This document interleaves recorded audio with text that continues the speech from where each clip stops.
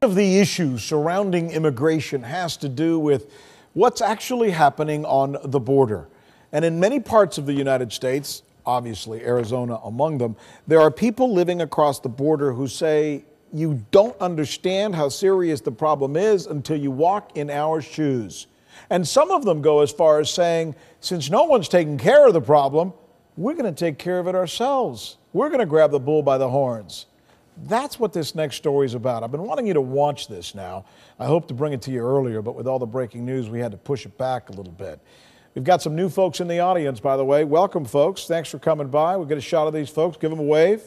You ready to watch this together? You've been following the immigration story, have you not? Absolutely. Let's watch this together then. The reporter in this story is from ABC 15. Her name is Christina, BOOMER. Here it is.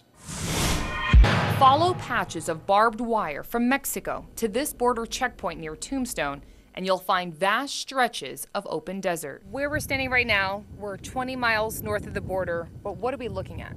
You're looking at a main traffic corridor that the illegals use to get northern into the United States. If they move far enough north, they can get up north of the Dragoon Mountains and pick up Interstate 10, and they can be in Texas in a few hours. Hike down into the washes and stream beds, and you'll spot evidence of the journey. I've had illegals knocking on my front door. I've had drunk runners in my backyard. You get jumpy when you hear your dogs start barking at night. It's a front line to human and drug smuggling beyond the border, and members of the Cochise County Militia have appointed themselves to keep an eye on it. All we can do is be a glorified neighborhood watch. Bill Davis is the group's leader, a retired military vet and crime scene investigator, struggling with age and illness to continue, as he sees it, serving his country. What do you think is the biggest misconception about your group and what you do?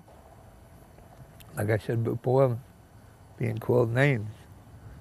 Mercenaries, wannabes, Rambos, vigilantes, wackos, stormtroopers, neo-Nazi. We're not a racist group.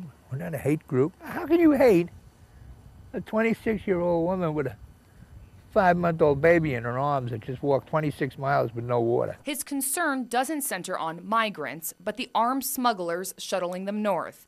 He sets up motion detection cameras, then dispatches crews to where they've caught crossers. During these operations, they tell me their strategy is to take their small group and disperse everybody to cover more ground. After the sun has set, we join Cowboy Doug, a local rancher, for night patrol. There's several of the washes or stream beds that converge into a big wash. It's similar to streets running into a highway. We don't have any night vision equipment with us, so we'll have to go off an audible detection. He'll be listening for voices that can travel on the wind in these canyons for up to a mile and watch for flickering light. And so if we can see their flashlights, that means they can see ours. Therefore, it's lights out.